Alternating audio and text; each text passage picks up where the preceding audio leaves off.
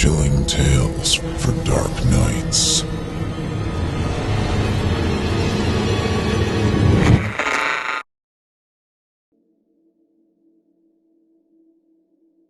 The Other Side of the Grave by Matt Demersky. Performed by Otis Chirey. I'll be blunt. I went to India to kill myself. In a way, I got my wish. Life had become a bleak and gray thing that looked to be a prison woven out of countless invisible strands. Money, cubicle, bad food, bad sleep. I was 2 years out of college, and seeing the rest of my years flowing straight ahead with no deviation and no freedom. Raised on video games and television, I was now expected to suddenly fit into a drone-like routine, wake up far earlier than I'd ever had to before, sit at work going crazy from boredom for 9 hours, then drive home to eat, sleep, and do it all over again. Was this really life? I held out for another year before I knew I couldn't do it anymore. I couldn't be a cog in a machine.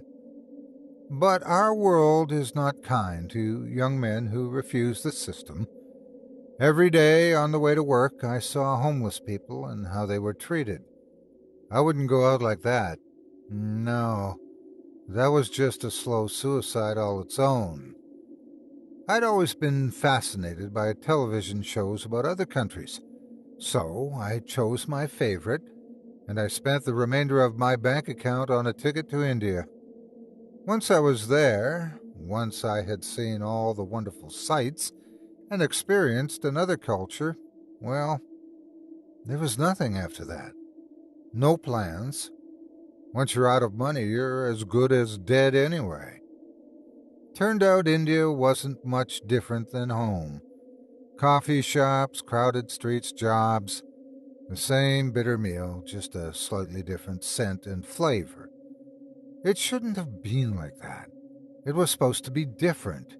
Another continent, same prison. I begged for change until I got enough to buy a bottle of sleeping pills. They weren't even that expensive, but the experience of asking strangers for money for 2 days straight was enough to convince me I was doing the right thing. I found a corner and ate them all a handful at a time. I don't even remember falling asleep. It was as if I'd been thrust 1,000 feet deep under the ocean, and I was rising. For a time, I thought I was free from my body and soaring up to heaven, but instead I burst up out of the waters of Lethe and banged my head into wood. A bunk bed? No. My arms were sore and tingly from disuse, but they still listened. My half-numb fingers found a rough surface about 2 inches above my face. It was dark. Why was it dark? And why was it hard to breathe? I began trying to flex my legs, but they didn't want to move. I managed to curl my toes after some effort. Then the pain in my thighs and ankles seared into my awareness. My legs were bent and must have had poor blood flow for quite some time. I clenched my fists against the pain and just remained like that until the pain finally passed. After that, I tried to stretch, and the truth hit me. I was curled up in a small wooden box. But why and where? I pressed against the sides of the box, but felt absolutely no give. It was poor quality wood with very little strength, which meant something had to be blocking it on the other side, and that meant, oh God! The bottle of sleeping pills must have nearly killed me, but not completely. They must have thought I was dead. They buried me alive. I was lucky to even have this box, really.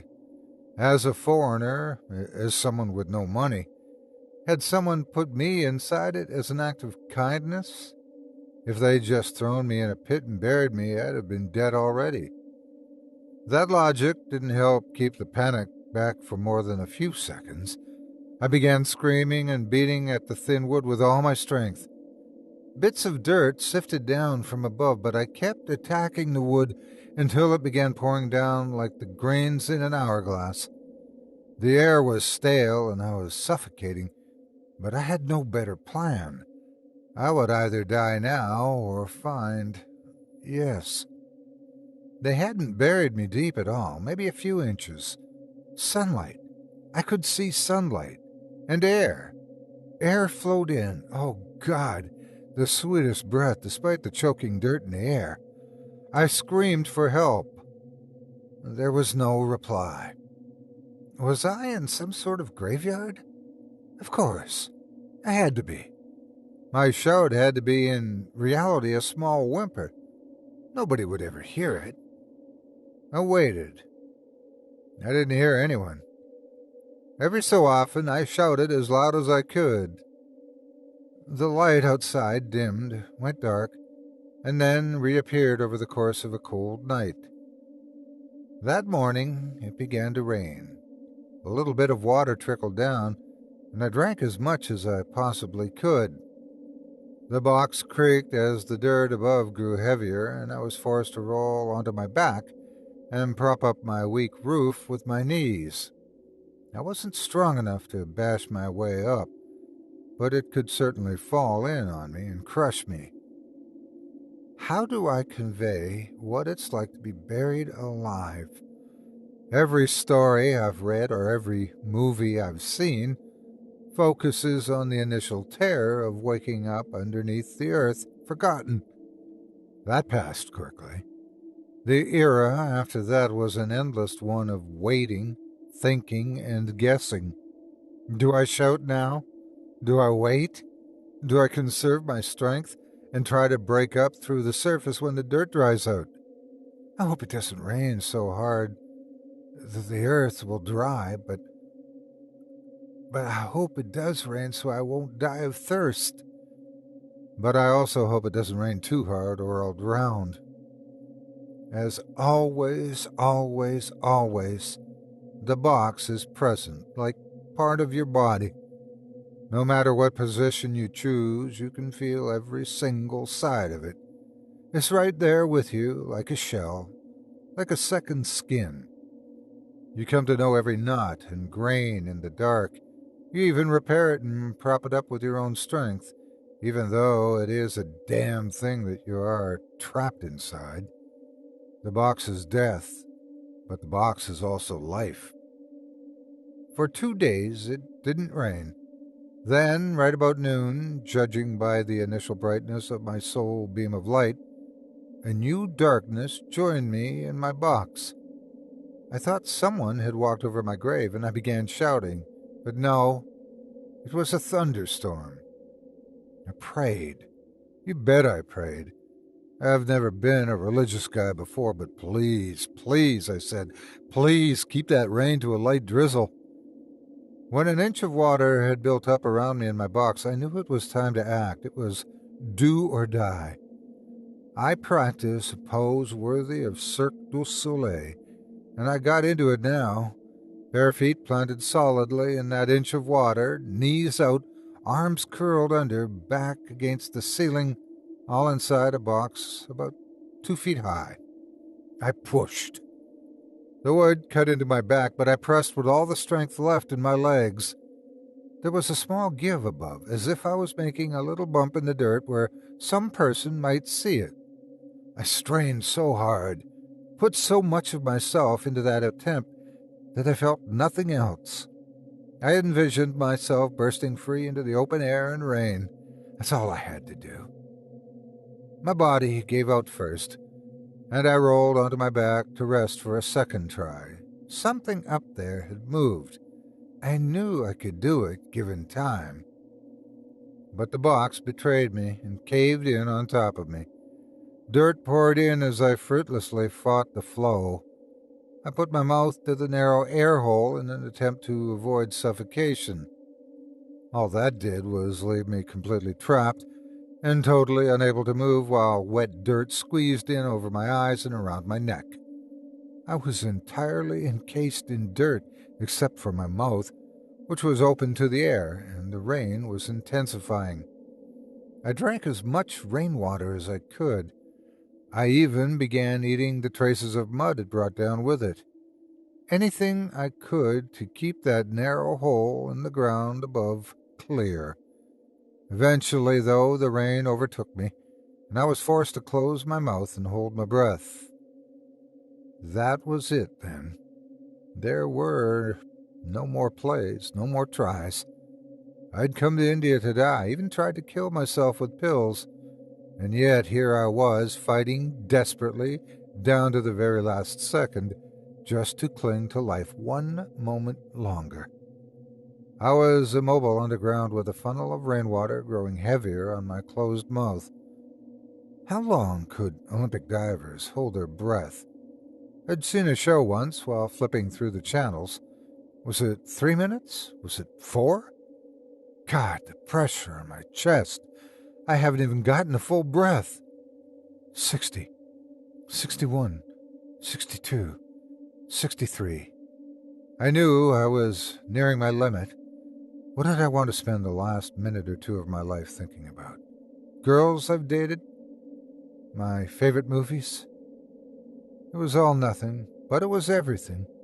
Every mundane little thing in the entire world was now a luxury I would never have again.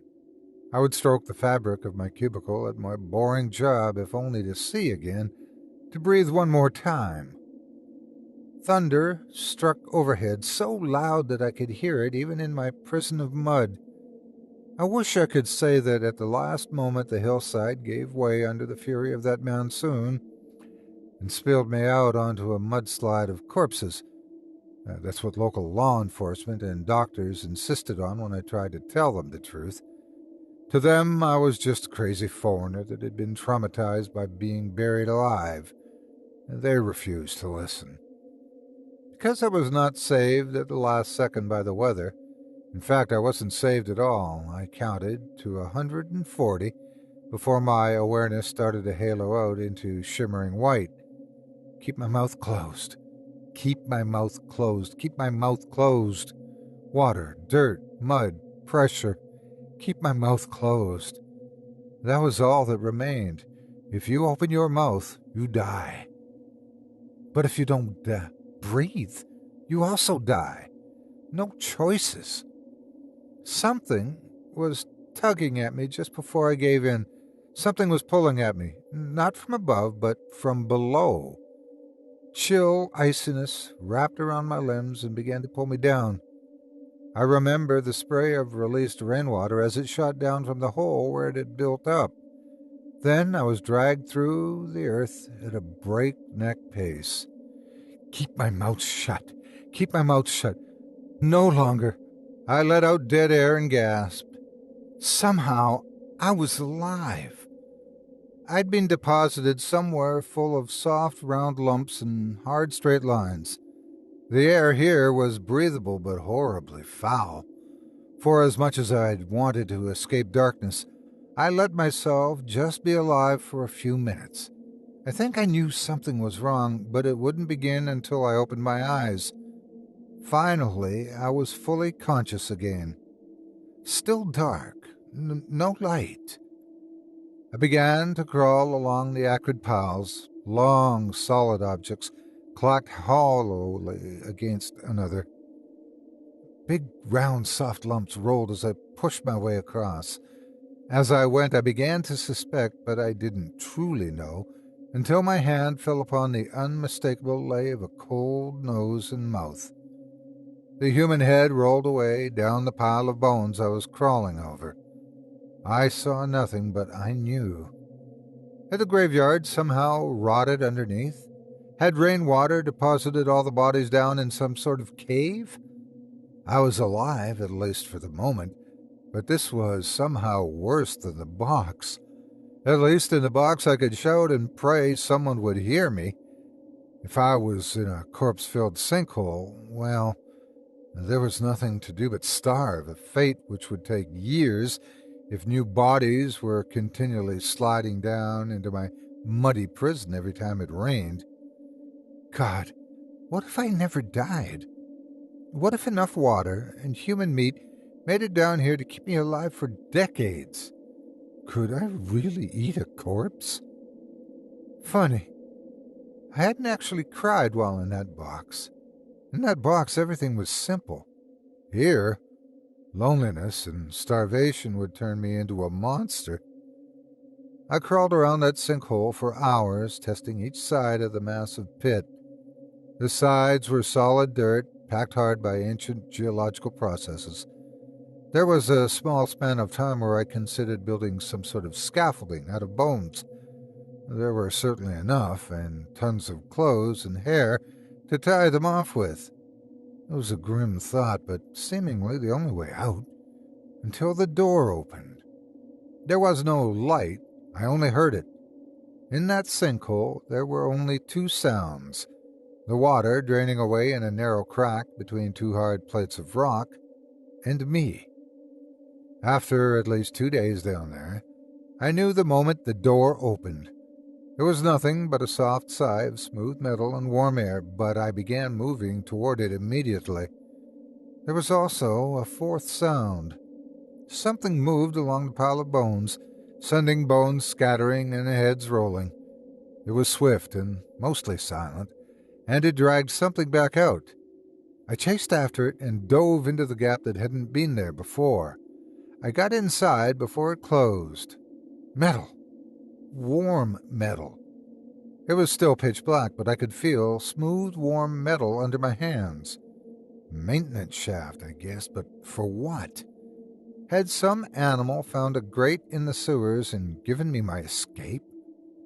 I felt behind me, but the door was solid metal, not a grate, and covered with unfamiliar sleek patterns. Checking, I found that I could push it open if I wanted to. It opened only from the inside, and I had somehow missed it while feeling the sides of the sinkhole. I could go back if I wanted to, but to hell with that. I turned and started crawling ahead. There was really no way to tell how long the warm and smooth metal tunnel was. I'd been in darkness so long that I had lost all sense of distance and time. I crawled until my hands and feet were too weak to move. Then I stumped along on my elbows and knees. This was going somewhere. This had to be going somewhere. I slept, encased in warmth.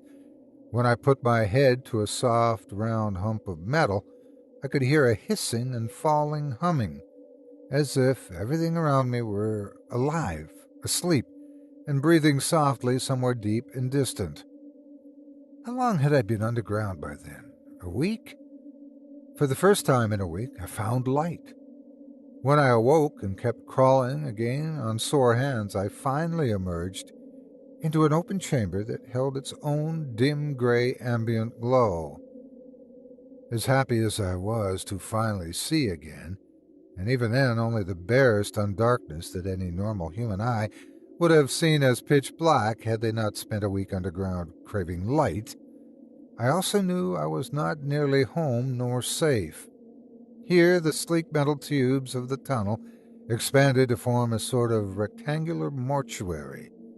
There was no floor, only a maze of pipes overlapping one another. The pipes bulged upward in places in a series of table-like formations. On these knotted biers rested 6 corpses in various stages of decay. 2 of the tables were empty. Yeah, from bad to worse. But my time buried alive had beaten all the fear out of me. Death was no longer the worst possible outcome. I had to keep going. The chamber had multiple ways out, and none of them looked official. I crawled up a pipe-lined hole and hid there as I heard something sighing outside a larger gap. As I squeezed myself tighter and tighter into shadow, I watched an enormous organic metallic hand on 1,000 juxtaposed joints slide in without a sound and pick up the farthest corpse in the row. From the sound, I knew that this was what had entered my sinkhole. This was what had stolen a corpse. This had reached all the way down that interminable tunnel on its endless, metal-jointed arm, and now it was taking one of the bodies to another chamber. Creeping by sourceless gray, barely light, I moved down the subtly pulsing tunnel beyond, following the arm as it receded into gloom. It was dangerous, and my heart threatened to pound through my ribcage, but I had nowhere else to go. I only barely caught my breath as I came face to face with a human skull. I nearly screamed. Set in the wall, no, part of the wall, it gaped with open eyes at nothing. Tubes of a dozen different varieties, all smooth chrome, had entered it through the ears and mouth and spinal cord area. The ends of those connections gleamed as spikes and fluid carriers. Were they once connected to something? Moving on, I followed the curve of the wide, metallic cave until I reached what looked like twin operating rooms. A steel bush of micro-arms hovered over a pipe bulge beer within each room, picking and clawing at a corpse on each table. No, not picking at. I crept closer, wary of that greater arm that had deposited the left body and then departed somewhere. The body on the left table was long decayed, but tiny claws and surgical instruments on arms between 6 and 10 feet long appeared to be dipping into a wide bath in the floor filled with random pieces of human flesh, and then carefully applying those pieces to the skull of the dead patient. I slipped and tumbled into the room, nearly sliding into the vat of flesh, but gripped warm metal at the last second. Had I been caught? No. The surgical arms never even so much as slowed. They didn't care at all about me. I hugged the wall, knowing the same might not be true of that bigger arm. As I watched, the arms reconstructed the face of a human being. They did not rebuild his hair or skin, only the muscles around the skull, and then 2 eyes were plucked from the vat and inserted with great care. For the first time since I'd been buried alive, I felt vaguely not alone, although the eyes just stared straight up. They had no eyelids and as yet no muscles to move them. What were these machines doing? The arms began filling the inner portions of the skull where I could not see. Then they flitted quickly down the table, piecing together a spine and the core of a nervous system. Between the ribs, the next thing they fused together were 2 different lung sacs from a vat. A small arc of electricity shocked the heart placed in between. The head, lungs, heart, and rib cage on the table began screaming. Loud echoes of terror and shock radiated out from our organic metal surgery room. I froze in absolute terror for an eternal moment, and then jumped forward. I hissed, "Shut up! It'll hear you!" The muscle-bound skull could not move, but the eyes sitting within did. Ever so slowly, those irises focused on me. Its windpipe moved visibly between its skull and septum. Its lungs contracted with effort. It said something in Hindi. I put my fingers to my lips. "Shh!" The reanimated half-body said one more sentence in Hindi, then closed its jutting jaw to signal it would remain silent. Was it a man or a woman? What had it said? It watched me sidelong with terrified eyes as I climbed into the other operating room. The same thing was happening there, but the process was not as far along. The machines here were pulling from a vat filled with bone fragments and rebuilding a spinal column below a cracked skull. I must have rocked back and forth for a solid minute as the insanity of what I was seeing overwhelmed me. What the hell was this? I must have gone insane. I was still in that sinkhole. No. Whenever I turned and looked over my shoulder, I could see those horrified, muscle-ringed eyes watching me, hoping I would do something. The surgical arms continued their work, adding more nerves and pieces of the circulatory system. The arms had seen fit to ignore me so far, but it was too dangerous to interfere with their work. To that man or woman on the table, I whispered, "I'll come back for you." I waited for a nod, listened to a third sentence in Hindi, then headed on. I repeated the foreign syllables in my mind, hoping to memorize them and translate them later if I ever saw civilization again. Who knew what terrible secrets that reanimated man or woman had seen? The curve continued, taking me through a cathedral-like area where pools of black water stank under a ribcage of thick metal bones, dripping ichor from ancient tubing. The light here was still barely perceptible, and so thin that I had to move my head back and forth to make out shapes, but it was definitely shifting from gray to blue as I climbed across the vast valley. At no place and no junction were there ever signs, texts, or floors to stand on. Nothing about this place was for humans. I wasn't even sure I was on the bottom, per se, as there was no difference between the floor and the ceiling, or indeed even the walls. The whole place could have been upside down or at an angle for all I knew, or there was no intended orientation at all, and it had just all grown haphazardly. Because grown had to be the right word. The metal conduits were warm and alive, and I couldn't feel a single seam or welding mark.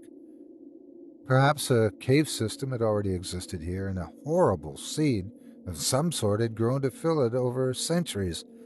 Or perhaps I was inside an enormous demon skull even now, as it slept inside the earth, and this was simply its body. The world was a farce, and this defied everything I'd ever known. Legs. The next vast chamber held hundreds of pairs of human legs jutting from the walls. Not for me. That chamber was not for me. Too much. The mind can face some things. I climbed upward, ever upward, deeper into the blue light. At the apex, the most excruciating dark blue light, somehow sharp and dull at the same time. I found an oval room, hosting a dozen odd dark devices and a face set in the wall at the end. It was the face of a woman, and her eyes were closed. Tubes and conduits connected her bulging head, as I'd seen in that skull before, and my mind began to grasp something about the nature of the place. Aging, growth, change. I couldn't explain it in words, but the dark spirit behind those closed eyes, I knew that if she happened to wake and look my way, I would suffer a fate 10,000 times worse than death. The next tube-surrounded ramp upward lay beyond her.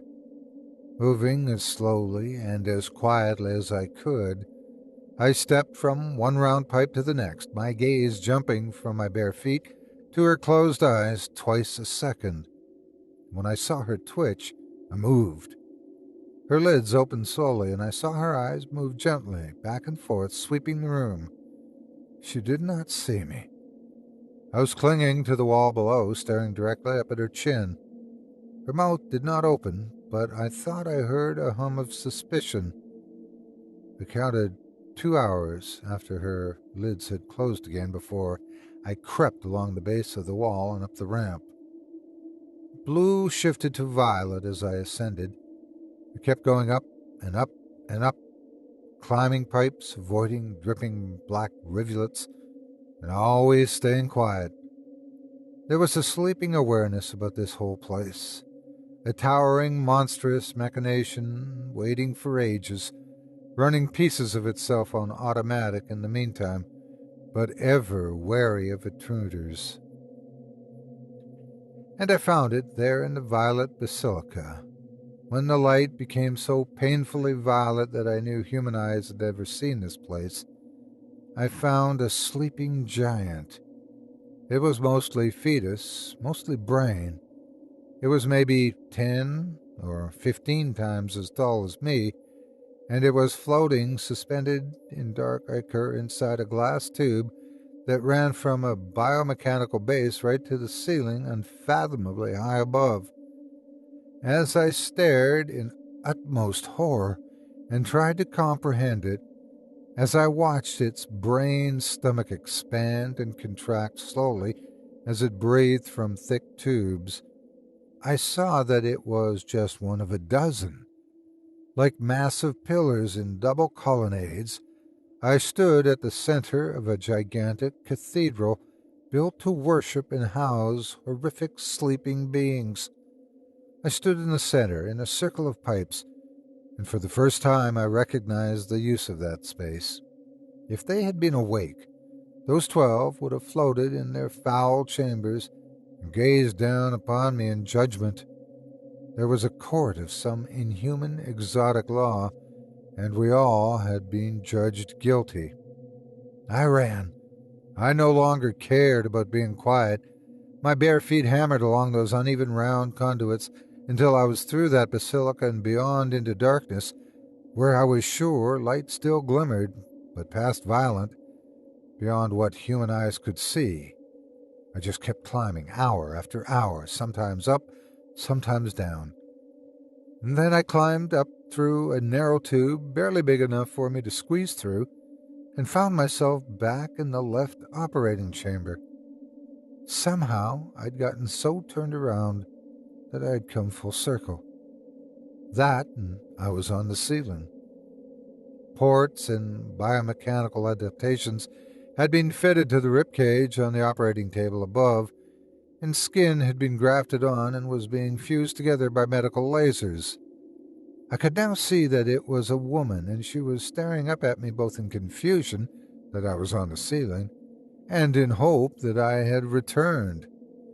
I'd been right about the lack of an orientation in this horrible place. Could it? Yes. I climbed up the wall and felt my sense of direction adapt as I went. The entire time, I could have been on the walls or ceilings without knowing it. I simply never tried to circle the chamber's sides, rather than climb along the bottom as I understood it. The question it left me was simply, where the hell was I? And there was no escape, except back to the sinkhole from whence I'd come.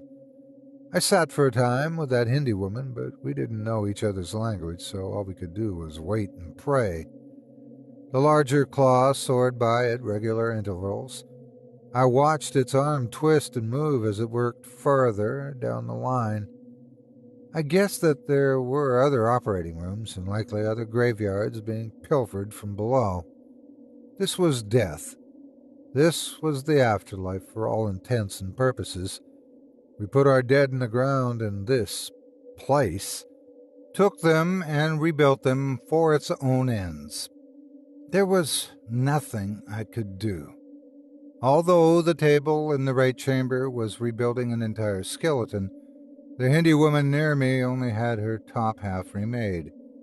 Half biomechanical, half organic, she struggled as the large arm came to claim her. She screamed, but one of the surgical arms clasped and screwed a metal mask over her mouth, silencing her. I stood, unmoving, and clutching the walls until the large arm deposited another pile of bones and left the surgical table to its work. The arm didn't care about me. Nothing here did. A week must have passed while I wandered those ghastly halls. There was nothing to learn, nothing to see, nothing to figure out. No tools, no exits. I was beginning to starve, but I refused to do it. I refused. Even though there were whole vats of flesh just waiting to be eaten. I couldn't. I wouldn't. The black ichor was water. Stained water, darkened with something undefinable, but it kept me alive. Unable to bear the afterlife any longer, I eventually found a new oval room and gave myself up. Among the black devices was a woman's face, just like the other blue-lit control room, and I waited for her to open her eyes. When she did, I recognized them. I knew those eyes. She spoke. Her mouth was masked and unmoving, but her voice came from the walls somehow. The words began Hindi, but transformed into something unintelligible as the connections around her head bulged forcefully. The claw was upon me in moments. Chill, solid fingers wrapped around me, and I recognized the feeling. This claw had taken me down from my box and deposited me in the sinkhole. I was captured, and I expected to... what? Be torn apart? Killed? Become a cog integrated into the machine exactly as I had always feared, even before I had been buried alive? The claw carried at me an unnerving speed through blue, gray, and even yellow-lit biomechanical tunnels until darkness shrouded me and a rising sensation gripped my stomach. Finally, we hit something hard, and I was thrown free in a slurry of mud and water in the grip of a tremendous storm. She'd let me go. Somehow that woman had used some shred of her human willpower to eject me from the afterlife. I couldn't save her, but she'd saved me, at least for the moment. I was free. The odyssey that had begun with my suicide attempt was over, and I was back in the world of the living. I survived the storm and even tried to tell the authorities about what was waiting under the earth and stealing their dead, but they just laughed me off. It was also then that I learned a bit about Hindi customs and that most Hindus are cremated. Did they suspect? Did their ancestors somehow know what was under the world stealing the buried? The graveyard I'd been buried alive in was for a mix of various peoples and tribes, those who couldn't afford cremation and unclaimed foreigners. It was possible the storm had wiped away the entire thing, like I'd been told, but I suspected that the nightmare beneath had closed its sinkhole because my escape had compromised that particular location. While trying to understand what I'd experienced, I translated the Hindi woman's 4 sentences and their meaning. To me, is worse than anything I witnessed. She'd said first, when she'd been just a muscle-bound skull and lungs, "Thank you, thank you." After I begged her to remain quiet, she said, "I'm just happy to be able to move again." And when I told her I'd come back for her, she said, "Don't interfere. I want this." And when I'd finally seen her as part of that nightmare, as a face set in the wall and gagged for eternity, speaking only through biomedical means, she'd said, "When we die, we stay where we lie. Our bones, our dust remain aware for all time. This place is trying to help us. They are trying to help us, though they do not understand us. We know them. They're angels." But her words became some unknown language after that. I wrote down their phonetic syllables, but they're meaningless as far as anyone, even experts, can tell. And I am left with the horror of knowledge, the haunting paralysis born of what I've seen and heard, from the mouth of someone who died and been rebuilt. When we die, we stay where we lie. Our bones, our dust, remain aware for all time. Suicide is now the last thing on my mind. We survive. We must survive for as long as we can, no matter the cost. Each and every single one of us, for death is not the end. No, death is just the start, the beginning of a lonely agony that will never, ever end, no matter how badly you want it. I thought being trapped in a box for a few days was bad, but now I know that death is worse.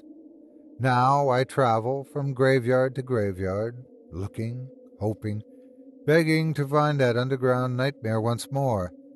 I beg to be a part of that machine, a part of hell. I would make a deal with the devil, or worse, with those sleeping beings in the violet basilica. Take my flesh, if only so that I may live and breathe in some form. For death is without hope and without peace. Death has no escape, no air holes, no cramped limbs, no shouting for rescue. Death is being buried alive with nothing but your thoughts forever. Chilling tales for dark nights.